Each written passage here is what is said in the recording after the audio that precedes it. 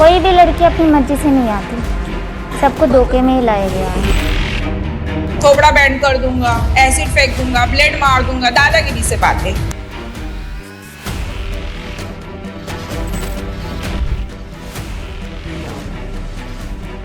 वहाँ पे बच्चा के सामने माँ धंधा कर रही है।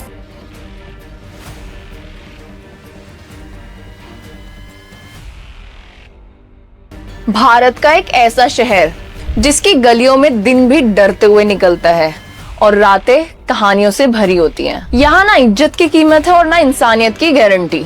यहाँ के सेक्स वर्कर्स 50 रुपए में भी किसी की भी भूख मिटाने के लिए तैयार हैं ताकि उन्हें 2 वक्त की रोटी मिल सके। यहाँ की कई औरतों का आज भी दाम सिर्फ 100 रुपए से 200 रुपए है। कितना लोगे? 200 रुपए आराम से जाओ। ये है सोनागाछी, एशिया का सबसे बड़ा रेड लाइट एरिया।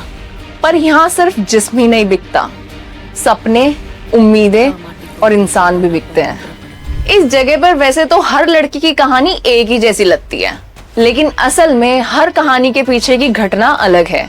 कोई अपने प्यार पे भरोसा करके यहाँ पर आई है या फिर किसी को नौकरी का झांसा दिया गया था। जॉब की वजह से मैं बैंगलोर से दिल्ली आया उस आदमी का साथ, उसने मेरे को एक ही रात में बेच के चले गया। और कुछ तो ऐसी भी थी जिन्हें उठा लिया गया। यहाँ के हर एक कोठे में कोठे की एक मालकिन या फिर एक घरवाली होती है, जो वैसे तो पहले खुद भी एक सेक्स वर्कर रह चुकी है। तीनों लड़कियां खाली हैं इस वक्त, देख लो। एक जर्नलिस्ट ने जब सोनागाछी की इन गलियों में एक स्टिंग ऑपरेशन किया, तब जाकर मालूम पड़ा कि जो भी लड़की इस नर्क में पहली बार जाती है, वो ये नहीं जानती कि यहाँ पर ना बोलना एक बहुत बड़ा गुनाह है। अगर उसने मना किया तो उसका खाना बंद कर दिया जाता है और कई दिनों तक उसे भूखा रखा जाता है। पे खड़ा नहीं रहेगा तो खाने को भी नहीं देगा। और फिर शुरू होता है वो अत्याचार जिसे सुनकर भी आपकी रूह कांप जाएगी। इन लड़कियों को लोहे की रॉड से मारा जाता है, इनके साथ जबरदस्ती की जाती है और अगर वो इसके बाद भी हाँ नहीं बोलती तो उसे किसी एक छोटे से कमरे में बंद कर दिया जाता है, जहाँ से सिर्फ एक ही जैसी आवाज आती है, चीखे, दर्द भरी चीखे। लेकिन आज से 300 साल पहले सोनागाछी की ऐसी स्थिति बिल्कुल नहीं थी। 1686 में एक अंग्रेज व्यापारी ने हुगली नदी के तट पर कोलकाता शहर की स्थापना की। व्यापार, शिक्षा, अर्थव्यवस्था और संस्कृति से समृद्ध इस शहर पर सबसे पहले भारतीयों का कब्जा तब हुआ जब 1690 में अंग्रेजों को आधिकारिक तौर पर भारत में व्यापार करने की अनुमति दी गई। तब अंग्रेजों ने इस क्षेत्र में एक विशालकाय किला बनवाया और अपना व्यापार केंद्र स्थापित किया।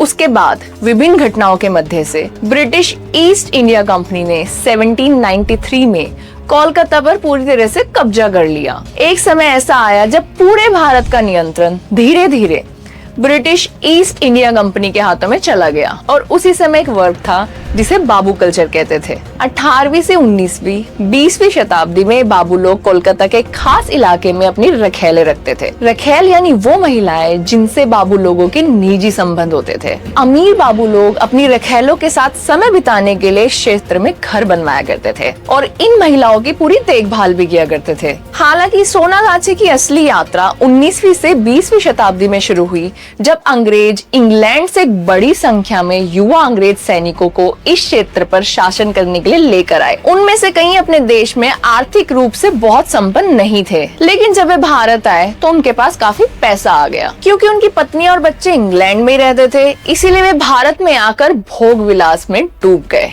अपनी जरूरतों को पूरा करने के लिए वो बहुत कम पैसे देकर यहाँ की रखेल या फिर युवा विधवा महिलाओं के साथ अनैतिक संबंध बनाते थे। यहीं से पैसे के बदले जिस्म का सौदा शुरू हुआ और धीरे धीरे यह व्यवस्था एक देह व्यापार प्रणाली बन गई। कहा जाता है कि इस तरह कोलकाता शहर में यह देह व्यापार की शुरुआत हुई, वो भी अंग्रेजों के हाथों से। इतिहास में तो यह भी कहा गया है कि इस स्थान के एक प्रमुख जमींदार राजकुमार डाकनाथ थे। उस समय ज्यादातर बाबुओं के लिए एक से अधिक रखेल रखना एक बाबू संस्कृति का हिस्सा बन चुका था। लेकिन ये रखेलें उनके घर परिवारों के साथ नहीं रह सकती थी, इसीलिए बाबू लोग अलग मकान बनवाकर उन्हें वर्तमान सोनागाछी के क्षेत्र में रखा करते थे। टाइम के साथ यहाँ पर बहुत सारे मकान बनते चले गए और यह क्षेत्र एक वैश्यावृत्ति का केंद्र बन गया। अब ये जान लेते हैं कि इस जगह का नाम सोनागाछी कैसे पड़ा। इतिहासकार पीटी नायर की किताब a history of Calcutta streets के हवाले से इंडियन एक्सप्रेस सोनागाछी की कहानी बताते हुए लिखता है कि उस समय एक डकैत सनाउल्लाह अपनी माँ के साथ इस एरिया में रहता था। कुछ दिन बाद उस डकैत की मौत हो गई। एक दिन सनाउल्लाह की रोती हुई माँ ने अपनी झोपड़ी से एक आवाज सुनी। झोपड़ी से आवाज आ रही थी, माँ तुम मत रो, अब मैं एक गाजी बन गया हूँ। अरबी में गाजी का मतलब होता है साधु या शांतिपीठ योद्धा। इसके बाद हजारों की संख्या में लोग उस झोपड़ी में आशीर्वाद लेने आने लगे। लोगों की मान्यता के हिसाब से ये स्थान अब एक पवित्र स्थान बन चुका था। सनाउल्लाह की माँ ने अपने बेटे की याद में वहाँ एक मस्जिद भी बनवाई। फिर उस क्षेत्र को सोनागाजी कहा जाने लगा और समय के साथ उसका उच्चारण बदलते बदलते सोनागाछी हो गया। इंडियन एक्सप्रेस की रिपोर्ट के according Sonagachi old Pilgrim road पर है, जिसे अब रविंद्र सारणी के नाम से जाना जाता है। ये इलाका बड़े बाजारों का एक सेंटर रहा है। अंग्रेजों के यहाँ आने से पहले भी यहाँ व्यावसायिक गतिविधियाँ होती थी। व्यापारी पानी के जहाज से आते थे। इनमें पुर्तगाल और अर्मोनिया के व्यापारी प्रमुख थे। यहाँ मजदूर काम किया करते थे और लोगों की भीड़ भी जमा होती थी। अब आम तौर पर ऐसा कई देशों में देखा गया है कि जब भी कोई शहर डेवलप होता है तो वो धीरे धीरे फाइनेंशियल सेंटर बन जाता है एंड ऑटोमेटिकली वहाँ पर बहुत सारे रेड लाइट एरियाज बनने लगते हैं। इसके बहुत सारे मॉडर्न एग्जाम्पल्स भी हैं, जैसे कि Bangkok, Hamburg, Manila, Rio de Janeiro and Amsterdam. ये जगह एशिया का लार्जेस्ट रेड लाइट एरिया है। क्या आप जानते हैं कि सोनागाछी में लगभग 10,000 से भी ज्यादा सेक्स वर्कर्स काम करती हैं और इन्हें डेली मिनिमम 8 से 10 क्लाइंट्स अटेंड करने पड़ते हैं अपना गुजारा करने के लिए। ऑन एन एवरेज उन्हें क्लाइंट से 150 से 350 रुपए मिलते हैं और ये जगह लगभग 20 ब्लॉक्स में बटी हुई है, जिनमें से कुछ तो 24 घंटे खुले रहते हैं। वैसे तो इसके ऊपर भी हाई रेट्स होते हैं, जैसे 2,000, 2,500 या उससे भी ज्यादा। लेकिन आपको एक चौंकाने वाली बात बताऊं, इनमें से कई को तो अपना पूरा मेहनताना भी नहीं मिलता, क्योंकि अगर वो इंडिपेंडेंटली काम नहीं कर रही है तो इसमें से एक बड़ा परसेंटेज चला जाता है घरवाली को। घरवाली यानी उस ब्रोथर की ऑनर को। इसके अलावा उन्हें करीब 50 से 60 रुपए एज अ बेड चार्जेस देने पड़ते हैं और लास्ट में उनके हाथ में बचते हैं सिर्फ 50 से 100 रुपए, विच इज एक्सट्रीमली लो।